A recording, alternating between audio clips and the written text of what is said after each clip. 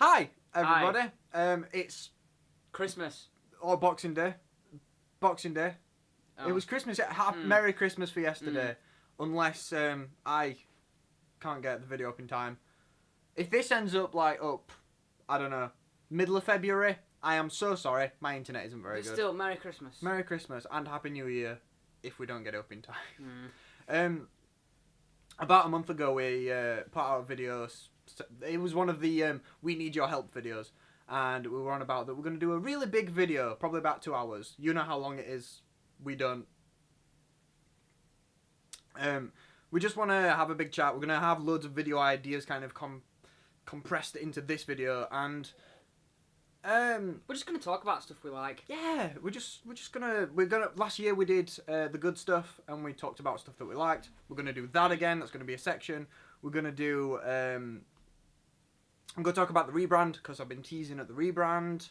We're having a rebrand in case you haven't gathered. Yeah. So we want to give some information about that because we don't just want to kind of jump into it because there's some stuff that we want to just talk about in length that it makes sense to do now because we've got time. Because we said, let's do a 2-hour video for Christmas. And then we needed to fill 2 hours of content. So, talking about stuff's probably the way to go. We're going to do a bit of a Q&A and we're going to do... I've got some weird questions. We said, shall we do something stupid in the middle?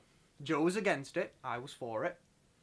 So, I found some would you rather questions. So, we're going to go through them. We haven't read any of them. There might be some really bad ones, but... I want to make a point for this video that I'm not going to do any cuts. Unless... equipment breaks and we have to cut to another shot, or I've got a backup camera because I've got a feeling something's going to go wrong, but no cuts. So if there's anything bad that happens, like any of these would you rather questions are really bad, we're going to roll with it. So maybe not one for the small children, but yeah, we're gonna end with some actual Music Lab stuff. So like what we talk about in a video, we're just gonna talk a bit more in depth because this video is going to be a lot more casual. Like we've got some pizza, we've got some drink. By drink I mean water. We're not going and out. by pizza I mean cheap shitty as his own. Yeah, we've got some nice little pizzas like this, little pizzas. Yeah, it's gonna be a hell of a lot more casual. We're just gonna chill. So go grab a drink or You're just gonna chill. I'm really uncomfortable here. Well, we've got more pillows. So sit back, relax, and let's just have a bit of a chill and get to know each other.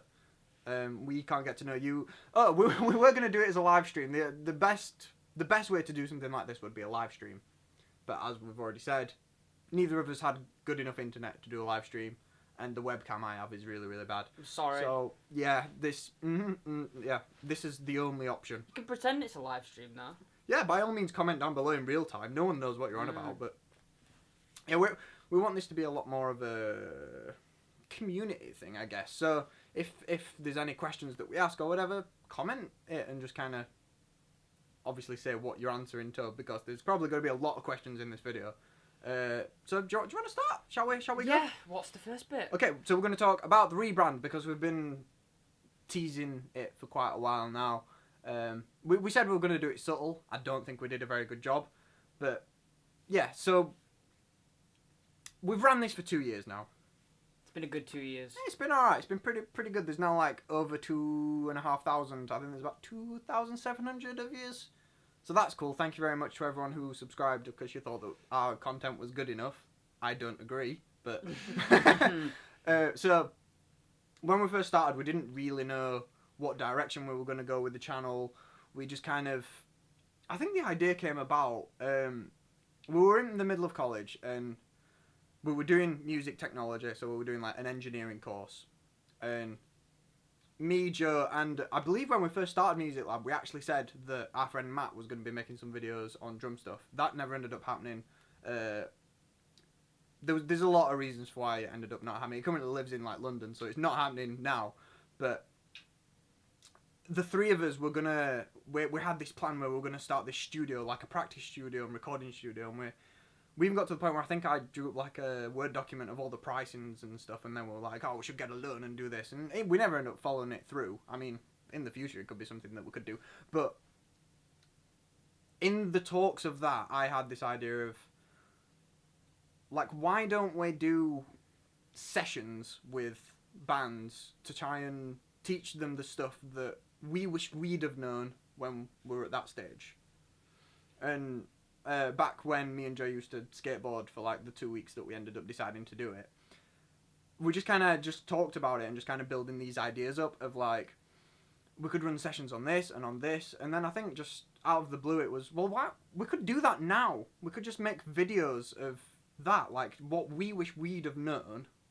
Then. Yeah, and just kind of, because if 4 years ago when we first started a band, if we had a channel like what we've now made to go through and kind of learn some stuff, we'd have been way more advanced within a year than what we actually were, because we didn't know. We had to learn it ourselves and then realise, oh, we could have done that ages ago. But it's that process of learning that if you're on your own takes way longer, which is why I want to make this channel, to try and not have people go through the long process that we had to go through. We want to help, basically. Yeah, none of this channel's been kind of promoting, I guess, anything else that we're doing. It's all been about giving to you, I think. Like, it is more of a, we just give out our information. And even with songs and stuff, like, we originally said, well, if we've got this YouTube channel, let's release songs through it if we ever write any. And we've ended up not really writing very many. But I think that could have been a good thing, that we haven't exploited the fact that we now have a decent amount of people to promote to, because that's not what I want to do with this. And I presume you'd feel the same, as I'd rather not use 2,500 people to promote what I'm specifically doing. I'd rather just give. I don't know, I think it's an avenue we could explore. Yeah. Buy our stuff. We're now selling t-shirts. We're selling 12 t-shirts. They're all in different colours, and you should buy it to fund his heroin addiction. That laugh is very much yes, that's true. This is a bit where you talk, because I'm eating pizza. Well, you've been to prison before. No. Okay, so talking about the rebrand. I'm gonna eat some pizza too. Okay, because we're keeping some series. That's always been something. Is it series or is it series for plural? Series I. Seripods, like octopods. You know that octopods is actually, as much as octopods is true, octopi is correct, and octopuses is also true. I'm not sure octopuses. I think it is. I looked it up on Wikipedia a very long time ago, and I'm sure that it is true. So we're keeping some of our seriesopods, and we're getting rid of some. And I've obviously already said that bedroom recording is gone.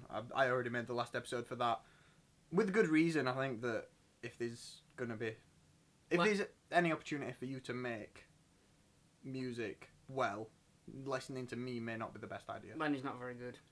Yeah. And there are people better, which is why I linked to Graham over at Recording Revolution, who I learned a lot of stuff from. So there's no point me just remaking his videos, because that's just not cool. Just go to his channel. So with everything, I'm looking down here because my laptop's down here. We're not just looking at the tripod's feet. Pretty much every single series now is more tailored towards specifics. And towards bands. So it's more just kind of every video in theory that we make, you as an audience member will get something from. Whereas before, maybe with the bedroom recording, it was only people that had access to the equipment or access to, or even wanting to. Some people probably don't even want to record. Like, it's just not something that interests them. Every single series now, everyone will be able to take something from every single video. I think that's true. Okay, so I've talked quite a lot. You've talked quite a lot. But then again, a lot of this preparation has kind of been my stuff, because your series is kind of staying the same, other than one small thing, which I'll obviously let you talk about. But so we're changing, kind of becoming a band is changing a little bit in that it used to be kind of chronological. It's now not. So we made the very first video, which is now on like over 45,000 views. That's amazing. Holy shit! Thank you. Yeah, that's really, really cool.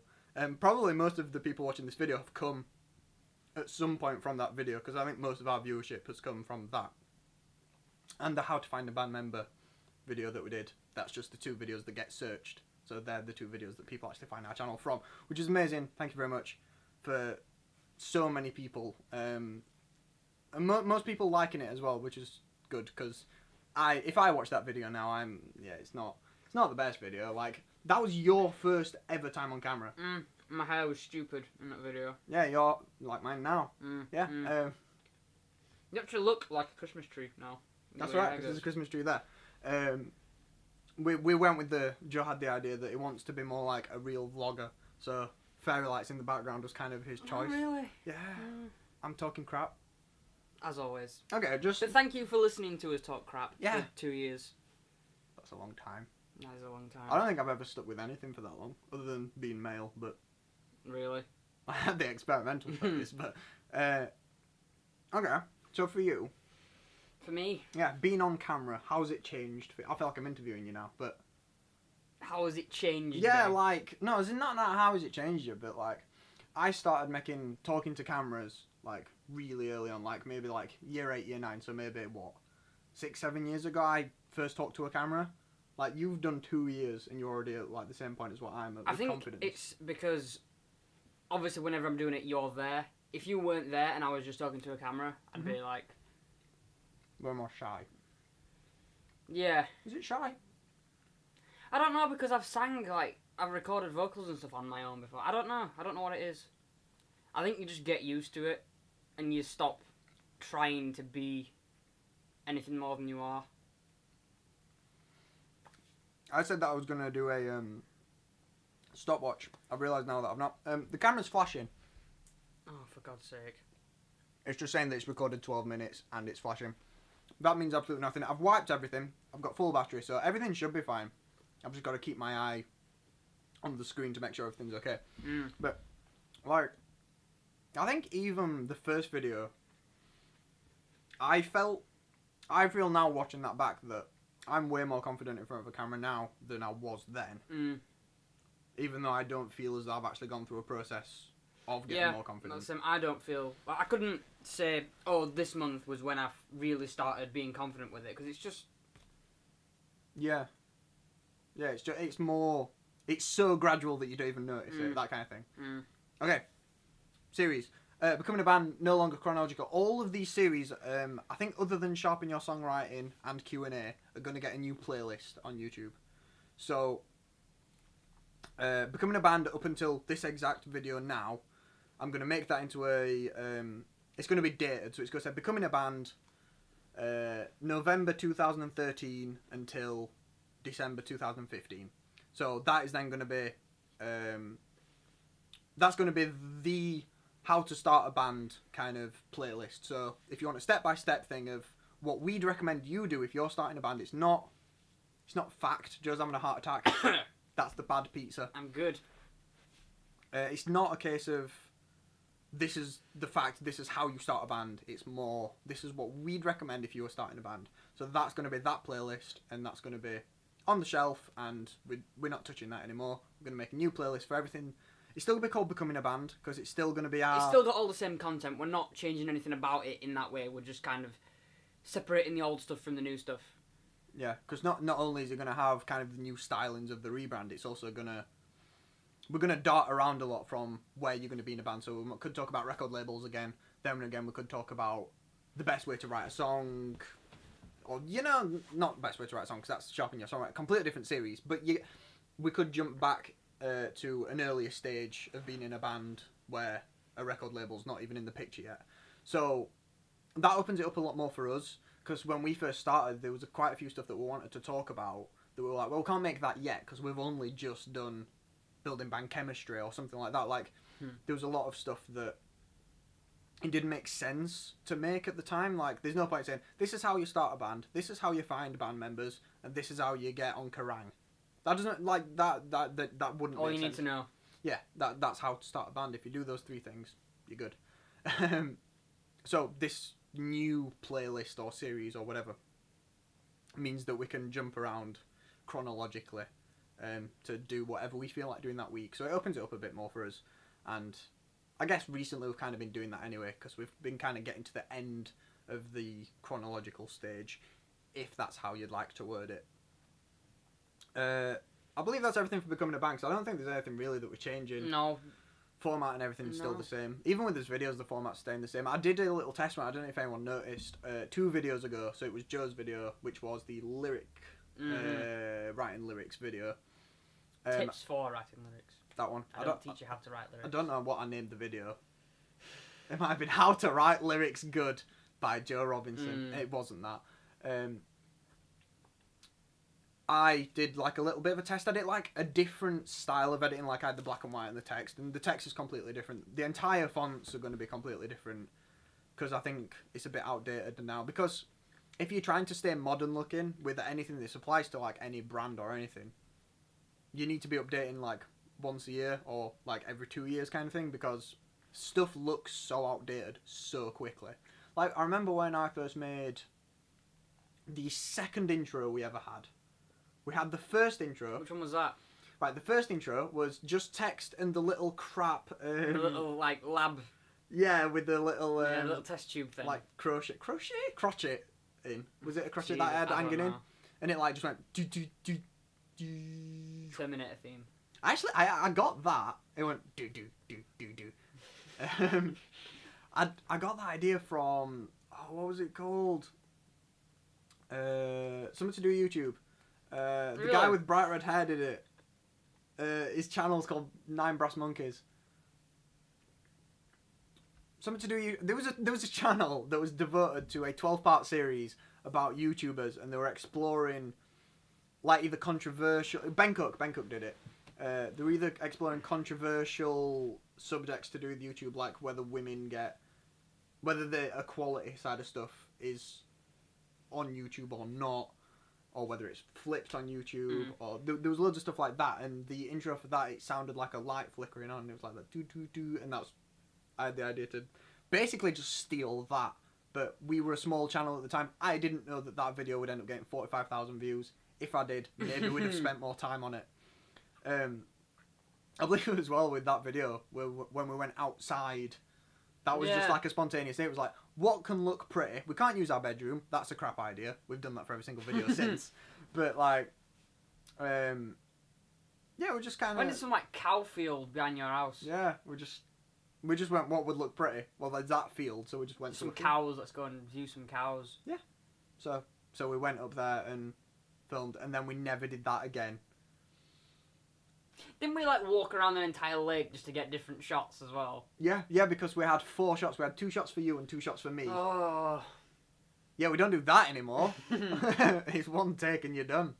Yeah, I think that was more because I don't believe I might have said this, but it might have been a thing of like, I was worried how you may have like done some of your lines, like being nervous or whatever.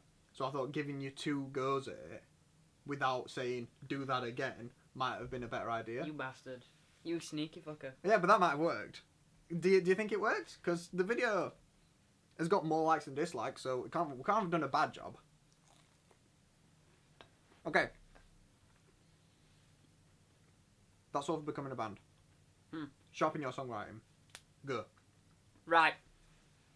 Instead of teaching you stuff, what I'm going to do, starting next year, is record loads of songs and then just pitch them to you, and then we're going to sell t-shirts, and you're just going to buy our stuff because he doesn't want to teach you anymore. No, that's pretty much the opposite of what I'm going to do. I'm going to get songs from bands that aren't at a specifically high level yet, just like decent level bands, and I'm going to get their songs in the video, and I'm basically going to analyse it, every single thing about it, like from structure to how they write the lyrics to where riffs are placed and the keys and the notes used and all that stuff. Just because it's alright teaching you how to do stuff, but if you don't have an example of a song that's been done in the way that I've taught you to do it, it's kind of pointless. It's hard just to get a grasp on what you mean. Yeah. As it was then, yeah. Like, if you said, try this instead of this, if someone has never even thought about doing either, maybe their interpretation of what you've said Yeah. is different to how what you mean. I So just want showing. to get a bit more context to the stuff that I've been teaching you and give you examples of where it's been done and been done well in the world. But this is content if there's no sound, there will be visual dancing. We've come into a massive problem of copyright and stealing music and that kind of stuff. So we're obviously gonna have to get in touch with bands that are accessible and that will be cool with us using their music, so that we can. So I'm not going to be analysing like One Direction songs or. Which is a pity because they're really good. Yeah. Genius musicianship. Yep. It's a pity they don't write their own music. That's a good thing actually. Just while I remember, a lot of people saying about the new Justin Bieber album's really, really good. Which, the album that Justin Bieber has released is really good. But what's he called? Deadmau5 put a video out, and I agree with absolutely like every single thing that he said, because he was on about that Justin Bieber didn't write any of those songs. Skrillex did, and the other guy, Diplo. Like they wrote the songs, and like I think even down to the lyrics, like they were written and they just kind of gave it to Justin Bieber and were like, "Would you like this as your album?" And it really annoys me that it's Justin Bieber's name on it. He's a selling point. But if we just talk about music in general, like the songwriter should be given. Yeah. Yeah, like Uptown Funk. To the average Joe, they'd say, "Yeah, Bruno Mars," but no. If you actually look at like the music video or like the radio when they talk about it, Mark Ronson, and it actually says Uptown Funk by Mark Ronson. That is Mark Ronson, isn't it? Mark Ronson. Yeah, and then it says in brackets featuring Bruno Mars, and that's right. That's how I think all music should be done. If someone's written it, like was it Umbrella? One of the Rihanna songs was written by Sia. Yeah, it was written by Sia. So I'd much prefer it to be Umbrella by Sia featuring Rihanna. Because even if Sia doesn't feature on it, she wrote it, and it's her song. Because it's by that person. Say Stephen Fry reading the Harry Potters on the audiobooks, which he did. It's not Harry Potter by Stephen Fry because it's his voice that you're hearing. It's Harry Potter by J.K. Rowling because she wrote it. It's her thing. Why is it not the same with songs? Because a song, the artist of a song is the selling point of it. Yeah, but that's annoying. Like at the time that Umbrella was released, no one knew who Sia was. Well, they might have done, but Sia's obviously wasn't as big a name as Rihanna. Yeah. But that I think that's a sad thing. And maybe if it was the other way around, so Sia was big, Rihanna was little. If Sia had written it and Rihanna sang it, then it maybe would actually be Sia that was credited for it. And that's a bit, not elitist, but it's that kind of thing of, well, I'm better, so it's my thing going on it, even if I haven't had more input or I have had more input. It's more just on that. I think I don't like that. I'm just going to do a quick check of how long we've been going. 23 minutes. Woo! It's recklessly getting it. Sex jokes. Keeping it in. Right, I'm just going to do a double check that the mic is still on. Because, well, you'll know because, you know, obvious reasons. This is the one awkward bit. Yeah, it's cool. We're good. We are good, but they already know that because they have not been listening to anything. Imagine that. If we'd been going for this amount of time and it hadn't actually worked. Okay, so Sharpen your songwriting, that's all that you're changing. Thank you. That's all that you're changing, yeah? Okay, just mind that when you're talking with your hands, don't block that light out, because I believe you were earlier. Yeah, shadows. Right, cool. Okay, the big change, I suppose, in the series is my new series, because I'm not doing bedroom recording anymore for reasons that I've already explained, even in this video. So I wanted to make a series that was a little bit more... The pizza's really cold now. Oh, but I've still got 2 more things to eat. Right. Becoming a band has this massive kind of range of what it can be about. Because becoming a band has stuff from building band chemistry and how to talk and interact within your band to your bandmates. And it has... bits in that are to do with like like the record label stuff. And I wanted to break that up a little bit more so that becoming a band was just about being in a band and the interactions and the writing and that kind of stuff. And then I wanted to make a series that was about the industry and how to react in the industry and how to do things within the industry. So I decided to create a channel, playlist, series. I'll get there eventually. That was going to be a really smooth thing because I used the industry in all of the sentences leading up, and I was just going to say, and it's going to be called the industry. I mean, it is called the industry, but I messed it up. Can we do another take? Let's start again. We've got 25 minutes worth of content. We can redo that. Right.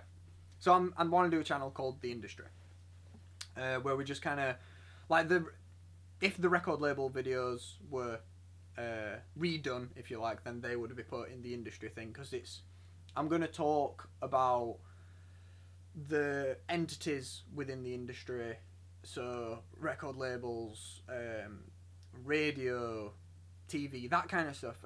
Maybe a bit more advanced stuff than when you're first starting out as a band, talking about kind of the next level of getting your stuff out there.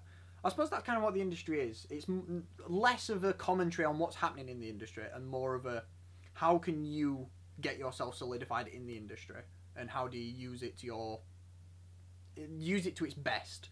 So little stuff like how to go about releasing stuff and that kind of thing. Like in the band, I've said this for a while that I want to, as the band that we're doing does stuff, I'm gonna make a video about it and kind of say what stuff has been done and kind of the reasons why, and then obviously you guys can go away and do similar to that stuff, and obviously it'll do better because there's a lot of stuff that's kind of hard to explain but easier to show. So if I say, well, last week we did this, and I can obviously show you how it was done. I get that's quite vague, but as the series progresses, it'll make a hell of a lot more sense what I'm actually talking about. I created another channel that I've plugged a little bit, only a little bit. I might have plugged it a little bit more than that, but go subscribe to it. I'm not linking to it up there. Nothing is going to be linked to up there. Jesus Christ, I can't do that for a 2-hour video. I created a channel called A Chat with Lenny, which is now not called A Chat with Lenny. It's just my channel. So any crap that I want to put out that's nothing to do with Music Lab, it's going on there. I created a video series that was more discussion-y. So I'd propose a theory or an idea or my view on something and then invite you to do the same in the comments. And that's kind of what I want from the industry with some of the videos. Like I'm going to kind of more discuss something that's going on, or like what we did the BBC Two thing where Joe did about Sandy Tom. Maybe that would fit best into the industry, so it's kind of more a commentary on what's going on in the industry. And then obviously that can be a bit more discussion and you can give me your views. That's something that I want to do. How often that gets done, I don't know. But yeah, that's gonna happen. Okay, next series, let's write a song. What's changing so I can eat this cold pizza? We're not going to do it in half an hour anymore because that didn't work. We didn't do it in half an hour anyway. No, we did. The first one? No, we did them all, didn't we, Lenny? Yes, we did them all in half an hour. Yeah, we're not going to do that anymore. We're going to take however long we need to write a song that's good. And then we're going to record it and show it you. Speaking of which, we haven't recorded the garage song yet, which we will do in the next couple of days and show you. By the next couple of days, I mean a week ago from when you'll be seeing this. Yeah, obviously unless it's uploaded in February again. Because, sorry, bad internet. Probably because we won't have done it at this point when this video goes up. Do you want a music video with it? I want to make a music video because I haven't made a music video in a very long time. And I've got an idea for one, which I believe I've already pitched here. So I just kind of want to grasp, because if everyone says I don't care about a music video, then maybe we'll not spend the effort and maybe spend the effort on doing something else. But is that something that you'd want? We are going to record it properly, and it's going to hopefully sound really, really good, because I've been recording a hell of a lot of stuff since when we did Lighthouse. So I'm hoping that the mix is going to sound way better this time. I mean, I even like listening back to Lighthouse and go, there is so much stuff in that song that I think we could do better now. I mean, obviously, there's no point in us redoing it, but technical hitch number 1 has happened. It just stopped recording. So I don't know where I cut that from because I started talking about Lighthouse. I'll go from there, so I'll remember to cut from there. That pillow should go. Oh, that's lovely. Lighthouses are really useful, don't you think? Right. Shut the fuck up. In a bit. Bye bye. Right. So when we were talking about, I was talking about how the progression of what we're going. No, more. Got some cotton buds. We're now. Oh, that is beautiful. Look at that. Oh, this is a sponsored video by Wilkinson's, and the pizzas were from Asda. That's sponsored too. They're paying us lots of dollar for that. Right. Okay. So when I was listening back to Lighthouse, and there was so much stuff in that I think we could do better now. Or it might have been what, half a year ago? Like maybe not even that. No, it was definitely half a year ago. And I think that's a good thing, that if we show you that now and you go, oh, that song's really good, yeah, but we can do better now.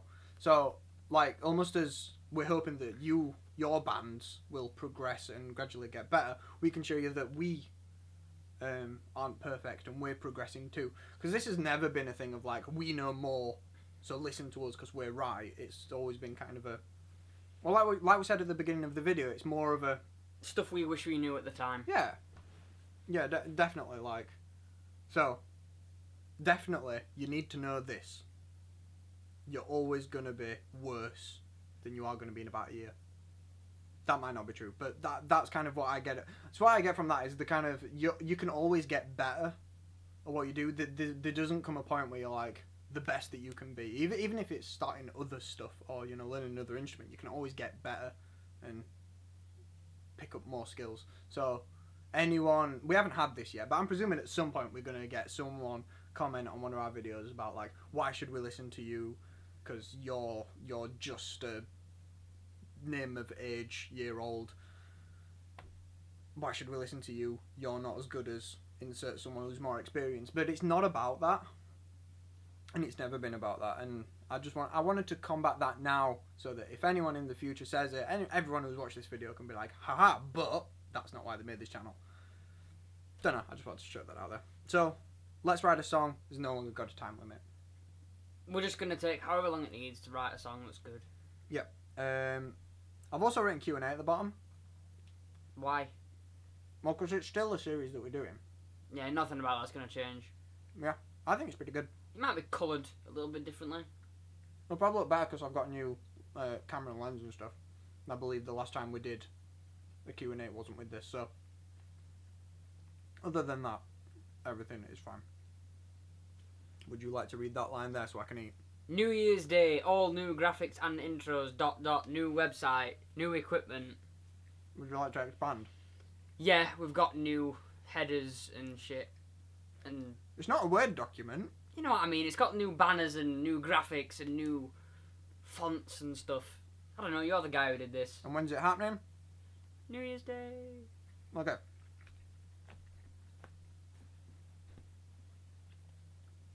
I'll throw some like pants at you. Only the ones that you're wearing.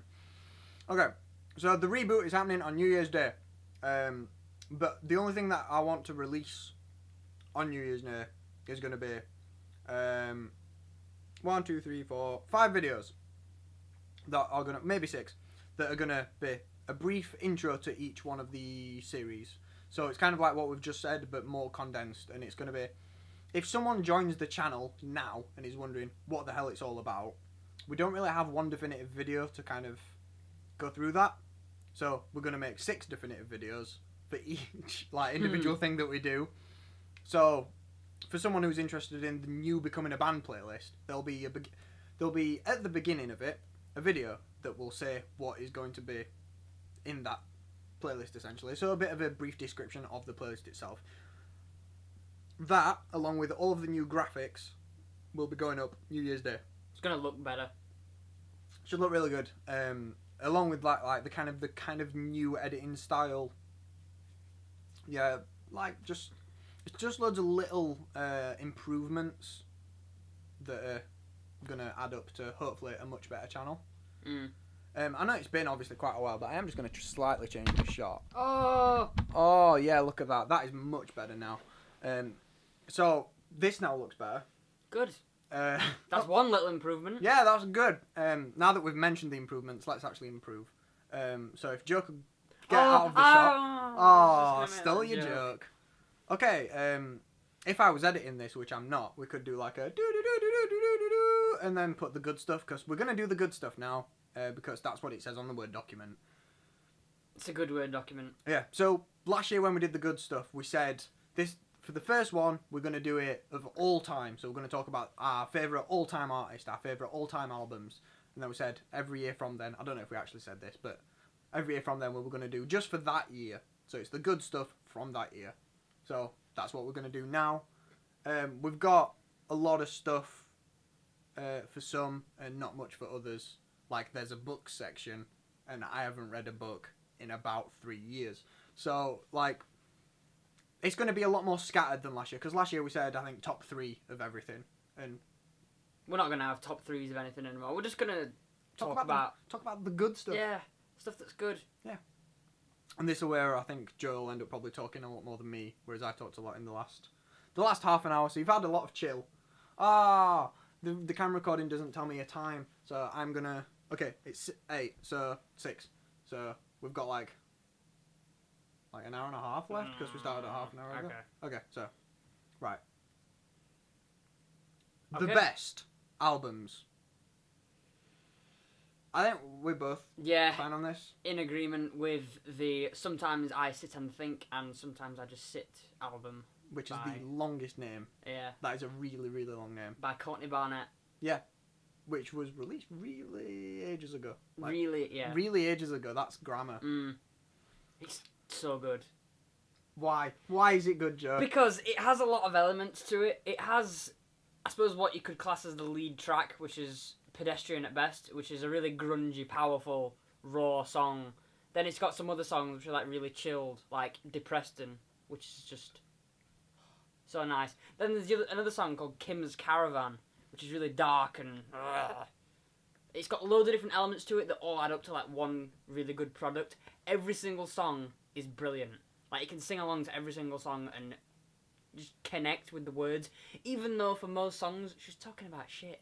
Like one of the songs, it's about like going swimming. Like it's not really that deep or deep. What swimming pool pun? It's not really that philosophical in the long run, but it's just good because it's just honest and chilled and humble, I think is the word. Yeah. It was really lucky how we ended up finding them. Because I just happened to be on Facebook about January, and the Lead Mill, which is a venue in Sheffield, put out a post about the fact that some artist called Courtney Barnett was playing there, and then they linked to her newest music video, which was Pedestrian at Best, which was the only song that had been released from the album at the time. And at the time, I was listening to Tessa Violet, which was my January song for the playlist.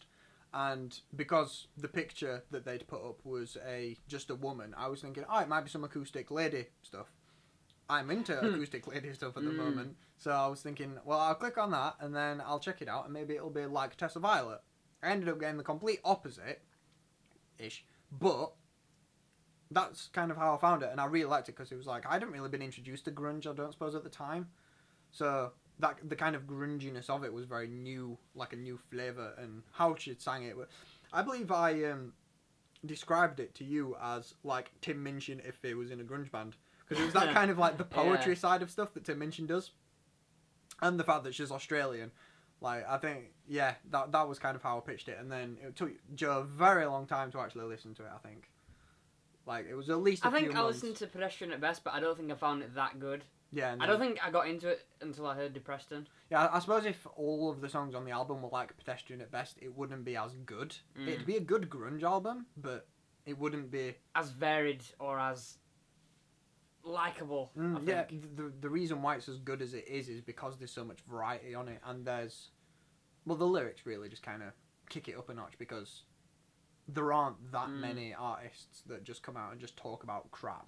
There's like some comical artists that'll do that, that'll talk about comedy stuff, but she doesn't. She just talks about stuff. Just talks about life and like, not the pretentious side of life. Like, oh, I'm having an internal battle. Oh, I'm such a weird individual. She just talks about how she doesn't want to have organic vegetables anymore. Like, it's unique because there aren't very many people that sing about that kind of stuff. But even if there was, I think she'd probably do it better. Like, because the way that she does it is really compelling. Yeah, it's really relatable as well. Like, even though you listen, at first glance, you listen to it and be like, oh, she's talking about crap. But when you actually listen to it more, it's just like, yeah, this is just... It's nice, isn't it? Like, Depression, I know she probably thought it too because the music video is just a car journey, but it's really nice to listen to when you're just driving. Obviously, there's probably a lot of people watching this video that don't drive because, you know, age. But, in fact, most of you are American, which means that you can drive when you're 16. That's scary. I don't think I'd want 16-year-old me driving, but... yeah, whatever.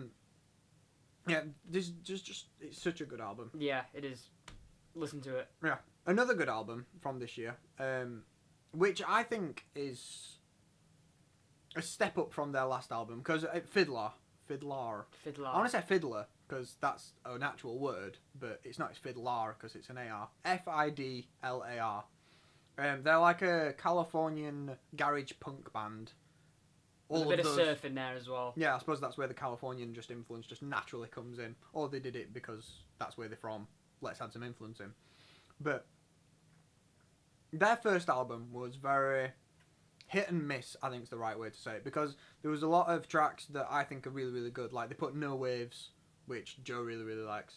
Which has just got this gorgeous riff in. It's really simple, but it just sounds amazing. It's just like, well good. That wasn't my accent. Well good. For amazing, that really wasn't my accent. Amazing. That was amazing. That's bad. I'll not do that again. But for the second album, it was more kind of consistently good. I think the first album had a lot of really good tracks in, like Cocaine, I really like. Cheap Beer, I really like. And No Waves, I really like. But the second album, as much as it doesn't have as many standout songs across the board, it's got a load of really, really good songs on. Not really, really, really good, but just really good. So they've got some songs like Punks, which is kind of, I guess, influenced by the Royal Blood kind of stuff, because it's like slower grunge, but it's heavy. But they didn't really have anything like that on the first album. Did Royal Blood come out this year? I don't know, did Royal Blood come out this year? Because they released some EPs, definitely released one of their EPs last year. So Royal Blood might have been this year. They definitely blew up this year, so there's a very high chance. I'm just going to have a look, if you don't mind. Okay, that is perfectly fine, because Joe raises a good point here. The Royal Blood album is really, really good. It is, yes. So, okay. We're doing some research on the fly. See, if this was a live stream, I could like ask some questions while I was here, but... Royal Blood album. When was it released? I'm having a look. I'll do a drum roll. Oh no, 22nd of August 2014. So, not this year. No, not this year. However, it is really good. It is really good, so check that out. Even though you probably already have. If you're a music fan, you haven't heard Royal Blood's album yet, listen to it, because it's one drummer and one bassist that sings, and it's great. Like, it just sounds massive. It sounds like a band, and it's not a band, it's just two people. Kind of like doing, I guess, is it the White Stripes that did that, but so much better. Other good albums. Did you have another album to talk about? I didn't. Fizzy Blood. Oh yeah, some smaller artists that you might not have heard about. Okay, Fizzy Blood. They're really good. Yeah, they are. They're from Leeds, which is near where we live. Yeah, they released, like, not much at all. They have an EP and a single out at the minute. And the EP is really good. Yeah. It's like, 6 songs. It's not what you'd expect from a smaller band, because the songs on that EP are of, in my opinion at least, better quality than pretty much anything else that's out at the minute. Like, I don't even have words for it. I suppose for anyone who's debating whether or not to check it out or not, it's on Spotify. It's kind of alternative rock mixed with a little bit of indie sprinkled in there, with a little bit of heavier stuff in there. Maybe even a little, not gothic as such, but it's a bit weird and artsy, but not if there's ever a band that describes the word alternative, Fizzy Blood is that. Yeah, and it's really, really good. So even just type it in on YouTube once you finish with this video and just check out some of their music videos or whatever. I mean, they've only got 3. So, yeah, they're really, really good. And I wanted to mention these on Music Lab for a very long time. I wanted to put them in the playlist, and I don't believe I did. I might have, which might make me look really stupid now. I think you did, yeah. I'm not sure I did. Yeah, because I wanted to, and then I said, oh, you can't, because I've done it. You wanted to put Losing Streak in. Oh, no, I'm on about Fizzy Blood. No, I've moved on now. Oh, all right, I'm sorry. Oh, yeah, no, so moving on to the next artist, which is a small artist. I wanted to talk about these for a while. Essentially everything that I've just said. There's a band called Losing Streak. They're from California too? In it? No, is it not like Georgia, like Atlanta or something? No, they've got a song called Atlanta, which is probably what you're thinking about. Yeah, never mind. I don't know anything about these. No, the pop punk, but they've got that little bit maybe surfer element in there. It's not surfer in the genre. It's just more the kind of the vibes. It's that kind of like really happy, nice vibes. But they're a bit more complex than generic pop punk. Like pop punk might go through an entire verse which does the same 4 chords for 4 times, and Losing Streak do more of the verse might have 3 different chord sections in it, and there's loads of different dynamics going on, but it's really quick. Like they won't have the verse completely just bass and drums. They might have bass and drums for a bar, and then all the band comes in, and then they'll do some palm muting for that bar, and it's a lot more quicker paced, and I really, really, really like it. So I just wanted to put that out there, that 2 smaller bands that you should probably check out that we really like, both have released this year, Losing Streak and Fizzy Blood. If I had to recommend just one, Fizzy Blood, because they are amazing. Okay, so that's the releases for this year, because their EP, Losing Streak, did a split. They're both really good. Go check them out. The best songs of the year. So Jesus. Individual releases of the year. What's your number one favourite track number of one the year song of this year that's been released this year? Not your favourite track of all time from this year. Just. I think it'd have to be Black Sheep by Fizzy Blood. Okay. If you haven't, obviously you probably haven't heard it. After you finish, in fact no, right now, pause this video and type in Fizzy Blood Black Sheep, and it will change your life. Like, I don't often say this, but what a song. Like, it's right though. It's just, ugh. I mean, it's not actually my favourite track from the EP. Oh really? No, because I like Q to Leave and I like January Sun. Yeah. Probably about as equally as each other, and then maybe Black Sheep. But if we have to argue about which is the best song, then that means that there's a lot of good songs. So that's just the chorus that does it for me. Yeah.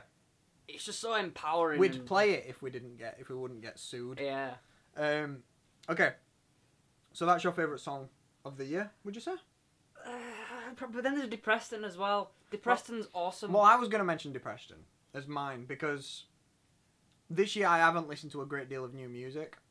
So to say like the best albums of the year, I've only listened to maybe 6 or 7 albums from the year. So the list this year is a little bit biased because we haven't seen quite as much as and maybe we wanted to. And all the artists that I do like have either released really naff albums or haven't released this year. So most of the albums that I have listened to, like the 2 albums, no, even the 3 albums that I recommended, are all new to me. Like they're not long-time artists that I'm now recommending. I've just found them. So I think that's maybe a good thing, that all the good music that I like now is new music to me. But yeah, so Depreston, which is from Courtney Barnett's album, is really, really good. I think I'm going to say as well, Tastes Like Funk. Okay, yeah. There's a band... Another local band. There's a band from Sheffield that I've seen at a few gigs called I Set the Sea on Fire. And I don't know how to describe them. They're just like indie with funk, with grunge, with maybe even hip-hop in there. It's just so weird. And they brought out a song in like late November called Tastes Like Funk. And it's beautiful. What a song. Listen to that as well. Yeah, that's good too. Yeah. It got played on radio too, so... It is, yeah. By Dermot O'Leary. He talked to like one of the mums, which is really embarrassing. Yeah. It was a bit... bit cheesy, but nonetheless they got played on radio too, so hats off to them. Okay, so is that the best songs from this year? I mean, again, if I had to recommend a song from Fidlar's album, probably West Coast is probably the most poppy song, but Punks is really good. The Royal Bloody type song, which I've already talked about, so listen to that if that's anything that interests you. If it's not, listen to Royal Blood, because then it will interest you, I promise. Okay, so do you want to move on to non-musicy stuff? Yeah. Talk about musicy stuff for what? Maybe 50 minutes now? Okay. Films. You know what I'm going to say. Yeah, I know what he's going to say, and you should if you've seen it, because there's been a release of the past week or so. You might not have heard about it. Yeah, it's quite low-key. Yeah, it's been kind of under the radar on most things, and for good reason, because I'll be honest, I didn't think that Mrs. Brown's Boys movie was going to be that good. But, no, Star Wars. Star Wars was amazing. It was really, really good. It was hyped up to be like the revitalization of the Star Wars franchise, and everyone was like, "Oh my god, it's gonna be so good! It's gonna be so good!" And I had this little doubt in the back of my mind that it was not gonna be that, and if it was crap, then I would have died. You had nightmares. Yeah, I actually had dreams that I went to see Star Wars and it was crap, and I was so sad. I had dreams as well that I went to see it and some guy came and shot up the cinema because it was crap. That happened at Batman though, like the other year, so that's a bit. That's a touchy subject. Yeah, but it wasn't crap. No, it wasn't. Like, if you wrote down a list of all the things... I mean, no spoilers here, so we're not going to do any spoilers. Aww. No, we haven't got time to do spoilers, because we spent so long. We were Okay. We were going to have a really long... if we had time, chat about the Star Wars, and we were going to tell you to skip it if you hadn't seen it, but I don't think we've got time. Okay. So no spoilers. It's so good. But if you wrote a list of every single thing that you wanted the new Star Wars film to have, it has it. Yeah. Like, I'd say, like... It didn't do all the crap stuff that the prequels did. So the prequels did a lot of talking, and like the entire first film's about like trade negotiations and that kind of stuff. And it's just stuff that you don't care about. Yeah. And it didn't have any of that. And there's no annoying characters either. Every single character is relevant, serves a point, and is fun to watch. Yeah. And people doubted the two new leads, which is John Boyega as Finn and Daisy Ridley as the girl called Rey, and they are both really good. Yeah, they're both really cool characters. Yeah, I thought, like, from the trailer, like, the acting from the lady character, which I don't know the name of, because I'm not good at remembering names. I don't even know her character's name. Rey. I know Finn, because he got named in the film. But, yeah, like, from the trailer, I thought she seemed a bit cardboard with her acting, but she wasn't. Yeah, in the film, she was good. There was a lot of, like, when the first trailer came out, and it was like, oh, the main guy from Star Wars is a black guy. Yeah, oh my god. Like, I don't know if you've seen the other 6 films, but there's aliens in them. And there's a big furry dude. And you're annoyed that there's a black guy in it. Jesus Christ, like... Like, that must be someone who's scared to go outside because they might, like, run into a chicken or something, like... I don't want to have a debate on race and that kind of stuff, because it doesn't matter. It's just irrelevant as far as I'm concerned. Yeah. Like, Did the dude do a good job? The guy could have been bright blue, and if he'd still acted the way he did... Like Batista in Guardians of the Galaxy, he was blue and he did a cardboard job, but that was his character. Whatever. Guardians of the Galaxy was really good. But Star Wars was better. Yeah. Yeah, it was. Yeah. Like, I was thinking back to, like, all my kind of films that I've really enjoyed, and Star Wars is really, really up there. Maybe because of the hype. It wasn't especially a really complicated story with, like, plot twists everywhere. It was just fun to watch. Like, every single scene was awesome. Yeah, and the action wasn't pointless. They didn't just throw in action scenes for the sake of it. Yeah. And Joe made a real good point the other day when we were talking about it, is the prequels had a lot of martial arts style combat. Like the lightsaber fights were always really fancy and like, wah! But this one wasn't like, it's not much of a spoiler because you pretty much know there's going to be a lightsaber fight in it. Come on, it's Star Wars. The lightsaber fight in it is just brutal. Like, you can tell that both people fighting, they just want to kill each other. Like, they're just like, I'm going to fucking... Yeah. Yeah. It's brilliant. And the lightsaber with the two things on, which I thought when I originally saw it was, well, Darth Maul had a lightsaber like that. You're just doing that again because everyone likes Darth Maul. But it did kind of have, without spoiling it, it had more purpose than just that, than just looking cool. And the way he used it with the extra, it was just really, really cool. No spoilers, but yeah, it was really, really good film. If you haven't seen it yet, then what are you doing with your life, man? fucking watch it. Yeah, save up, get all of your Christmas money and go and watch it 3 times back to back. Yeah, even if, because there's gonna be a lot of people that aren't interested in Star Wars. There's loads of people that I know that aren't interested in Star Wars. It's still a really good film. Like you wouldn't even need to really watch the other 6 to get what was going on. There's a few references to the old films which you won't get, but for the overall story, it's kind of starting afresh, so it wouldn't really matter. If you want to just appreciate it as a film on its own, you can. Yeah, it was good. Yeah. Okay. What else came out this year? So there was the one film that I said, if Star Wars is crap, I'm giving this the film of the year. It's now not got, in my eyes, the film of the year because Star Wars was better.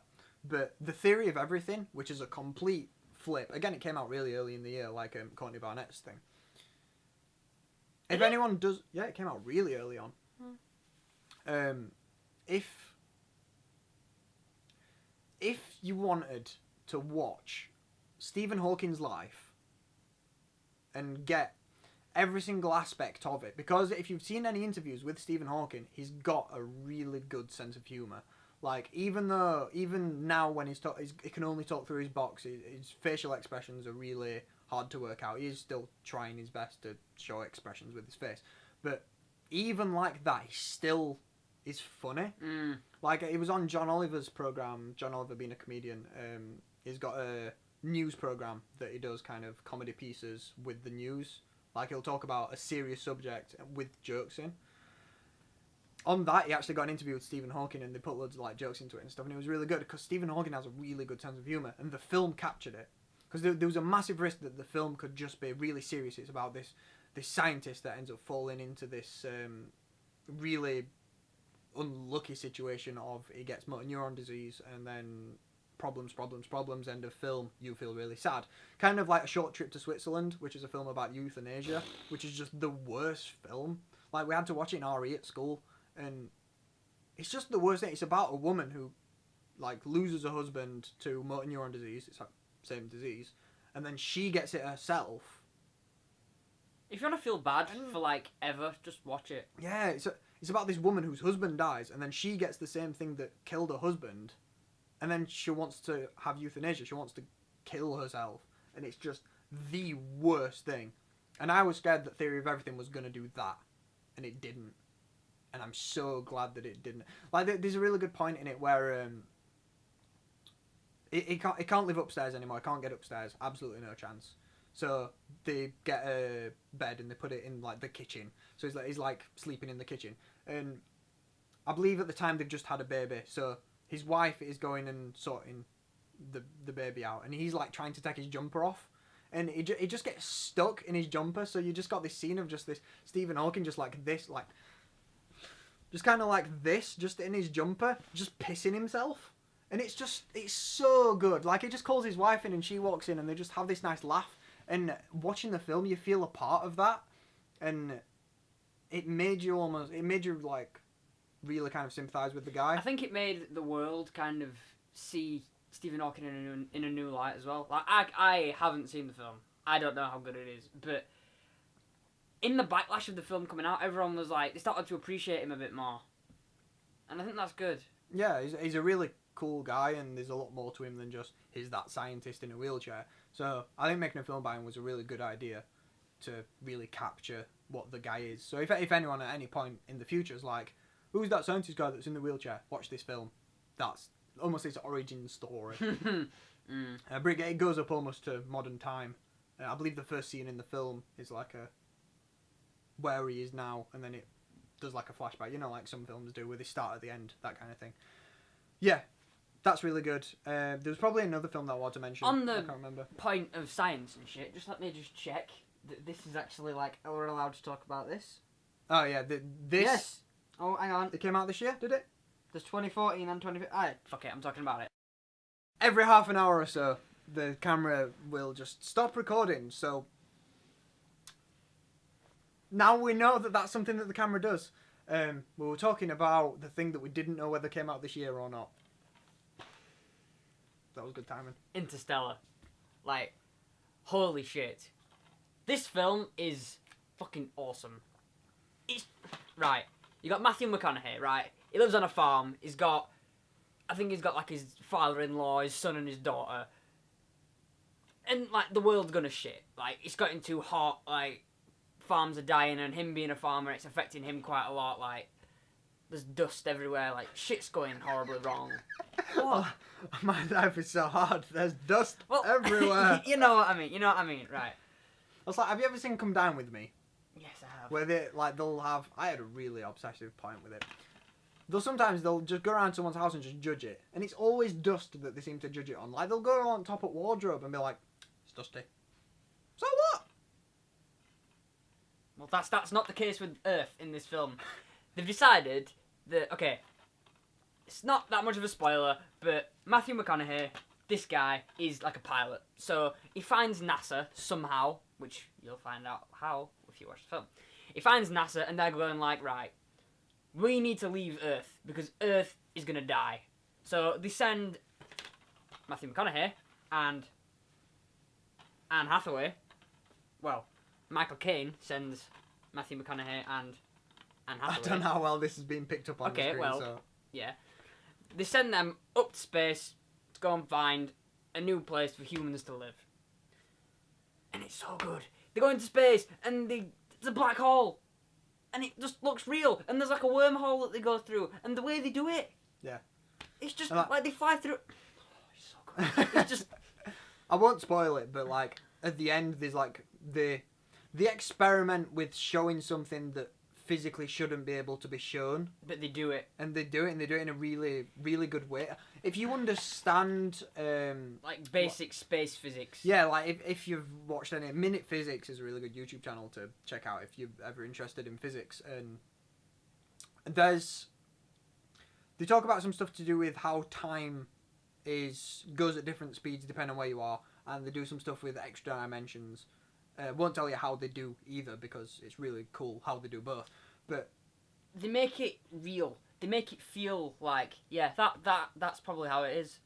Like, as well, like, there's a bit, oh, that's a spoiler, I can't tell you. There's a bit where he's really sad and he's just crying like on his own on this spaceship and it's so good. It's so sad and it's so good. Yeah, they kind of nailed it with the film. Like they did a good space film, but not as good as Star Wars. Well, no, it's not. No, that's not fair because it's a completely different kind of film. Yeah, to relate again with the Theory of Everything. Like as much as I enjoyed Star Wars more, and then Theory of Everything, and then that, they're all sorry, but I did enjoy Theory of Everything. I came out of Theory of Everything going, wow, that was like a really good take on that person, and I came out of that going, wow, they really nailed physics. But did you see this in the cinema? No. That might be the difference. That might be. I did see Star Wars and Theory of Everything in a cinema. Which is... There's a lot of people that kind of are more just, oh, I'll watch it online. I think writing-wise, like, if you're purely going off how the film was written, this was better than both of those films. Yeah. And maybe on concept, like, the actual ideas for the film. It's maybe not as accessible as A Theory of Everything or Star Wars, because everyone knows Star Wars. You know what you're going to get when you're going to see a Star Wars film. You get it, you understand it, anyone can watch it, anyone can love it. Anyone can go and see a film about Stephen Hawking's life. But not everyone can go and see a film about what happens when humans want to find a new planet and they go into black holes and shit. I mean, it could almost be like a documentary style thing because of the amount of detail that they go into. Yeah. Maybe I think some people who don't understand physics would say that they go into too much detail on some stuff. I don't think they do. I think it's worth every ounce of detail that they give you because they don't sugarcoat it and go, if we go here, we'll lose a few days. They physically go into the relativity of time and that kind of stuff. They don't explain the basics of relativity of time. They kind of expect you to know it a little bit. But they do go into more detail, like the actual pilots on a spaceship would do. And I think that's really good. Is that everything for the films for this year? That Ant-Man was good. Avengers 2 was pretty good. Don't know if you count this year, but Guardians of the Galaxy was also very good. I think that was last year. Yeah, So, I think that was one of our films for last year. Yeah. So I'm just going to move the screen slightly out of the way so we don't look at it. Okay, so we're going to talk about series, games, and books. I think we've not got very much for any of them. There's only really one thing that I want to say for series, and that's Sense8, which was written by the Wachowskis, which used to be known as the Wachowski brothers until one of them either came out as a woman or had a sex change. Well, she's a woman now. She's the cool one with dreads, because there's the bald one and the one with dreads. But I don't know whether when they first started out, when they made Matrix, I don't know whether or not they were quiet about who they were, or whether they both were men, or I don't know. Either way, it's made by the people who made Matrix, which are called the Wachowskis, and it's really good. Like, I don't want to go into like the kind of premise of it, because all I want to say is they take a really cool concept that's never been done before, and they nail it. Like they really do it well, which has kind of been the thing that we've said for all of the films and stuff, is that they've taken something and they've done it really well. So watch the first episode and you'll get really, really confused, because they just kind of throw you into it and you're just kind of, what's going on? Who's that? But she was, and you'll do that. And if I get it, anyone who's not watched it, that might confuse them. Like Joe hasn't seen it, but if you watch the first episode, everything I've just said makes sense. And then it gradually explains it, and they go through a really cool story, and they set up for the second series really, really well. So I don't want to say anything else, just Sense8, which is on Netflix, it's a Netflix exclusive, is a really good series, and you should probably watch it if you've got about 12 hours free. What have you been watching this year, Joe? Game of Thrones. And the reason why it was so special this year... Brother, sister... There wasn't actually... I don't think there was any of that this year. There wasn't any incest. Anyway, Game of Thrones, for the past 5 years, has been one of the most highly regarded TV shows that's out there. Carry on, sorry. Highly regarded. For the first four seasons, it was good. Like, will you stop it, please? Things were happening, and it was awesome. Oh my god, that's happened. Oh my god, he's dead. Oh my god, he shouldn't have died. And it was just crazy. But for this season, there was one scene in one episode of this season that just kind of changed everything. Like, it was all going like, oh, this is happening. But then, like, at this one scene, it was just like, boof, shit. The stakes have just gone up massively. Like, it just kind of throws you into a point that makes you think, this isn't really... The things we've been worrying about for the past 4 years don't actually matter that much. But it doesn't do it in a way that makes that feel wasted. It just ramps it up rather than... It just ramps it up in one scene. And I haven't seen Game of Thrones again, so I'm in the same boat as you. Anyone who's not seen it as to what the hell is he going on about? But anyone who has seen it probably knows which scene I'm talking about. A scene that has no words spoken and nothing gets done. It's just... That sounds interesting. Yeah, it is. Okay. Obviously, you won't understand it if you haven't, like, seen the rest of it, but... Okay. It was just done really well. Like, Season 5 of Game of Thrones, people have been complaining about the fact that maybe it wasn't as action-orientated, or maybe it wasn't as well-structured. But just that episode redeemed the entire thing for me. It just changed my entire outlook on the programme, and I loved it. I watched it actually while I was at work, sat next to him in our office, and it's really good. I just melted. When we first started our apprenticeship, so we didn't have a great deal of stuff to do.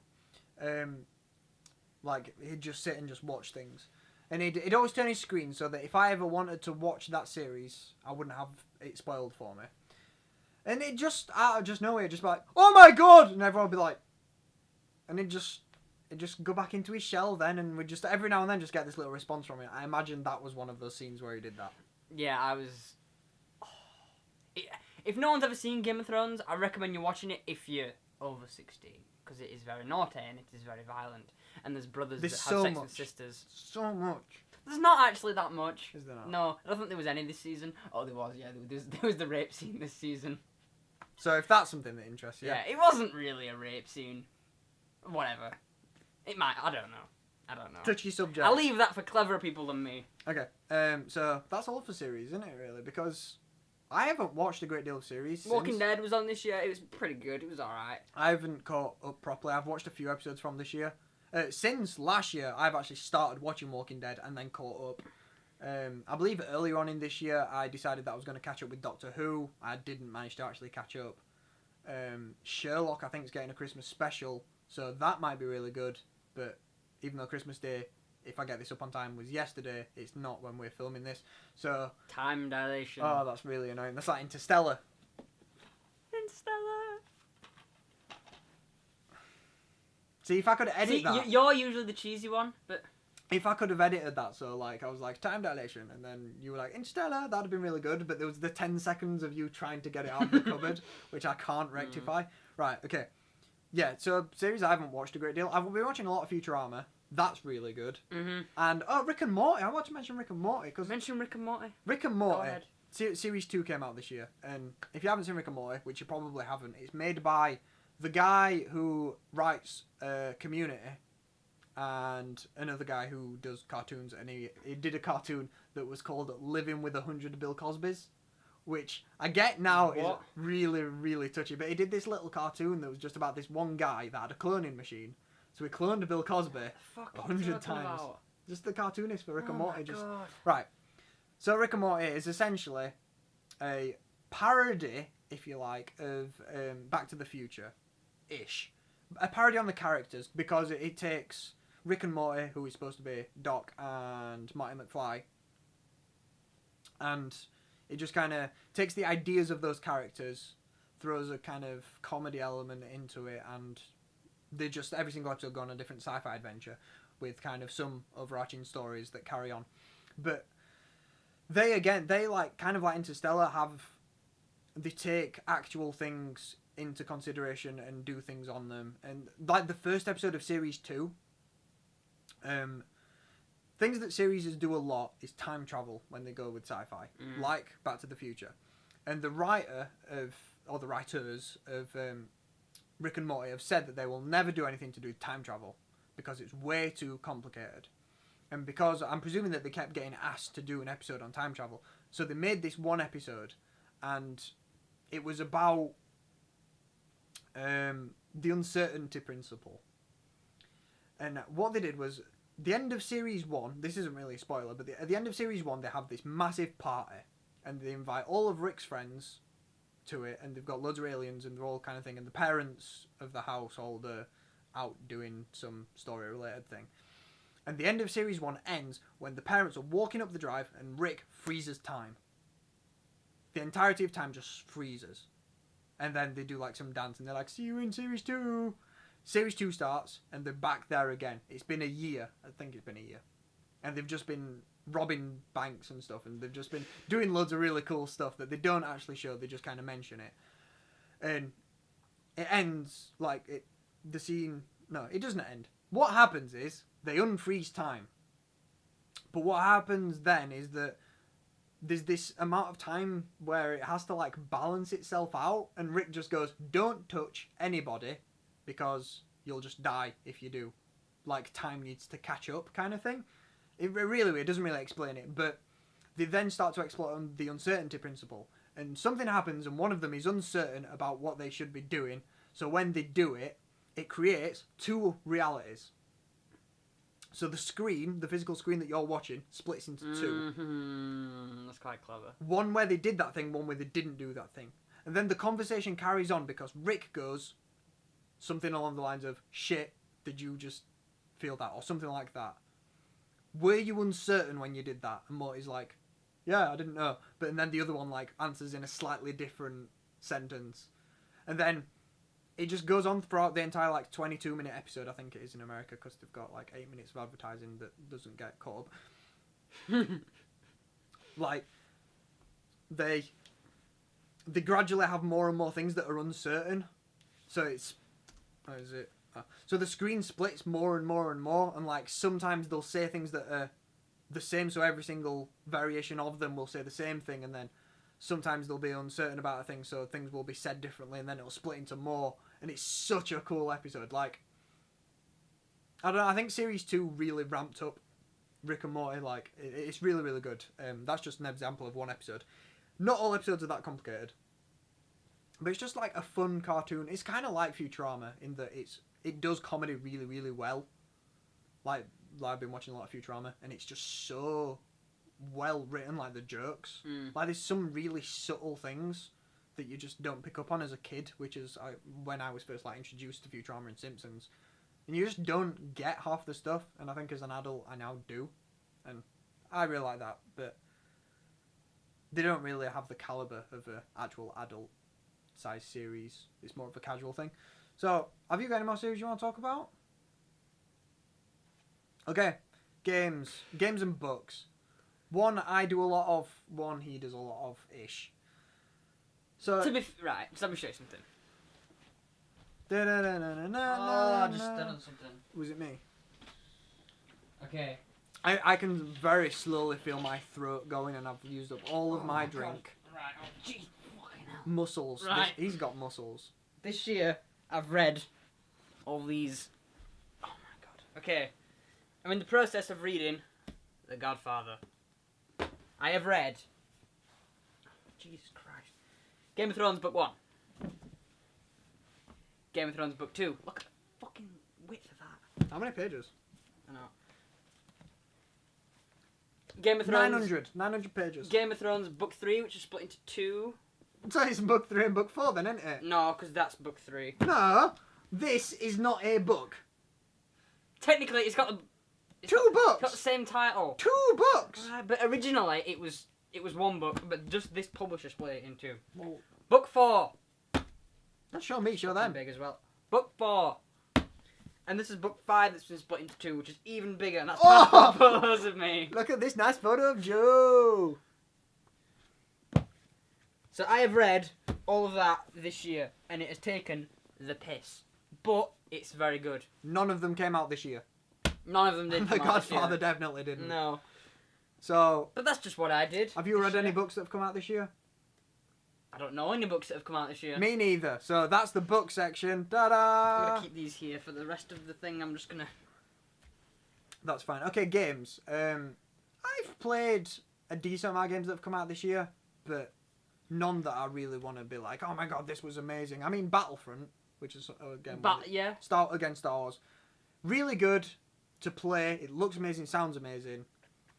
It's a bit limited with the amount of stuff, in my opinion, because I mean, compared to where all other first-person shooters are, like with the amount of customization and that side of stuff, Star Wars Battlefront is lacking massively. It's got 4 maps. It's lacking a campaign. It doesn't have a campaign at all. The single player might as well not be a single player because it's not worth playing really. Like unless you've got like 2 people. Like the survival thing's fun if you've got more than one person because you can do a bit of teamwork and put it on the hardest difficulty, see how far you can get.